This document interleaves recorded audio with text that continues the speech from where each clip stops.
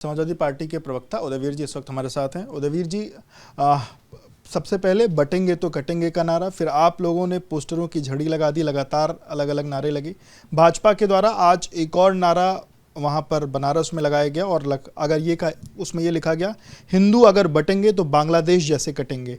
इस पर कैसे क्या देखते हैं? बांग्लादेश और हिंदुस्तान की तुलना का विषय नहीं है।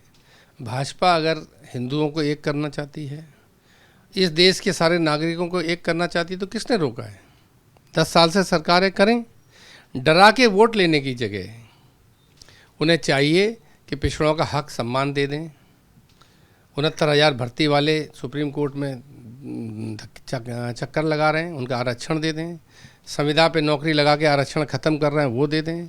जो सहयोगी दल थे, जो पीड़ित शोषित वर्गों का प्रतिनिधित्व करते हैं, उनको जो है उनकी पार्टियां ख़त्म करे दे रहे हैं, उनको सीट और सम्मान नहीं दे रहे। जो अपनी कैबिनेट में पिछले वर्ग के, अति पिछड़े वर्ग के मंत्री आते हैं, उन लोगों को इज्जत से बैठने नहीं दे रहे। तो ये बांटने का काम तो केवल भारतीय जनता पार्टी कर रही है, उनकी सरकार है। सबको न्याय सम्मान दें। खाली नारा लगाने से, भाषण देने से हो जाएगा क्या? यही तो बताता है कि किस तरह के दो मुँहे लोग हैं ये लोग। आपने 69 शिक्षक भर्ती का भी जिक्र किया। कल सीएम की पीएम से मुलाकात हुई है और सोर्स से बता रहे हैं कि इस बात पर भी चर्चा हुई है 69 शिक्षक भर्ती पर, और 13 तारीख के पहले इसको लेकर कोई निष्कर्ष आ सकता है। 13 तारीख क्यों?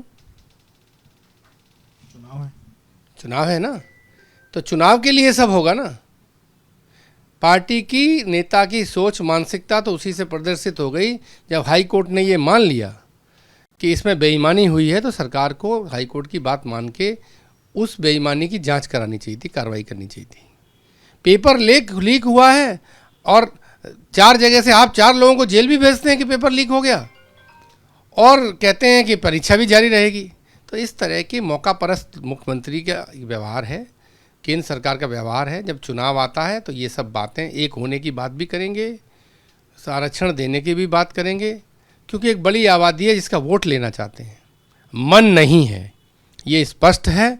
मन तो क्या पास बिठाने को तैयार नहीं है। बदबू आती है, इनको घृणा होती है। शुद्धिकरण कराते हैं अगर कोई कहीं मंदिर चला जाए तो ऐसे लोगों से क्या आशा की जा सकती है? ये एक दिन की बात नहीं है। जो पीड़ित शोषित वर्ग हैं इस देश के, वो रोज इसे झेलते हैं, और एक दिन कुछ घोषणा करने से, कोई पोस्टर लगाने से राजनीति नहीं बदलती है।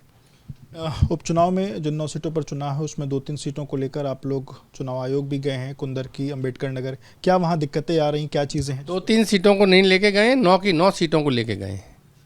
सब जगह बांटने की बात भाजपा कर रही है। सरकारी कर्मचारियों को जाति और धर्म के आधार पर, उम्मीदवार कौन लड़ रहा है समाजवादी पार्टी का, उसकी जाति के आधार पर, कोई किसी पार्टी से अगर किसी का परिवार जुड़ा रहा है तो उसकी जाति के हिसाब से उनको फील्ड से हटाना, अपने लोगों से, राजनीतिक से जुड़े लोगों को वहाँ लगाना, पुलिस प्रशासन से लोगों को डराना, धमकाना, लोगों को सामान्य प्रचार के लिए नहीं निकलने देना। पूरा चुनाव तो पुलिस प्रशासन से लड़ा जा रहा है। भाजपा का कार्यकर्ता तो खुद भाजपा से बहुत नाराज़ है, वो निकलने को तैयार नहीं है। मुजफ्फरनगर में भारतीय जनता पार्टी के पूर्व विधायक रहे विक्रम सैनी, वो एक जनसभा को संबोधित कर रहे थे और वहाँ मुस्लिम आबादी के बीच में उन्होंने उन लोगों से कहा कि सरकार का सबसे अधिक जो लाभ है, सबसे अधिक योजनाओं का वो आप ही ले रहे हो, और इसलिए उनकी बात पे बहुत ध्यान देने की ज़रूरत नहीं है। वो एक ज़िले के नेता हैं, जैसा जहर बड़े वाले बोते हैं उसी को सुनते और बोलते रहते हैं।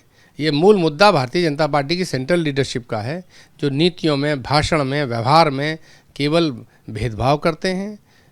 पीड़ितों को, शोषितों को, दलितों को, पिछड़ों को, अल्पसंख्यकों को, महिलाओं को, इनको हेय दृष्टि से देखते हैं और इनके बारे में जाने अनजाने दिन भर टिप्पणियां करते हैं। वही असर विक्रम सैनी के दिमाग में है, जिसके कारण उन्होंने बोला है। उसको जनता भी जानती है और सब जानते हैं। एक आखिरी सवाल महाराष्ट्र चुनाव से जुड़ा हुआ, क्या अगर आज कोई अगर गठबंधन को लेकर कोई बात नहीं होती तो आप 10 सीटों पर लड़ेंगे, या कुछ अगर गठबंधन को लेकर बात होती तो कुछ टिकट वापसी जैसी बात? महाराष्ट्र की लीडरशिप इस विषय पे संपर्क में है राष्ट्रीय अध्यक्ष जी से, और जो भी निर्णय होगा वो महाराष्ट्र उनके स्तर से होगा। जब तक नाम वापसी नहीं हो जाती, का समय पूरा नहीं हो जाता, तब तक कोई हमारे स्तर पर टिप्पणी करना ठीक नहीं है। और जब नॉमिनेशन हुए हैं तो अगर कोई बात सेटलमेंट नहीं होगा तो निश्चित तौर पे जो लोग लड़ रहे हैं लड़ेंगे। मेरा ऐसा जानकारी है, भरोसा है। बहुत शुक्रिया बात करने के लिए। तो आप उदयवीर जी को सुन रहे, जो एबीपी न्यूज़ से बातचीत की। कैमरामैन प्रेम सिंह के साथ विवेक राय, एबीपी न्यूज़, लखनऊ।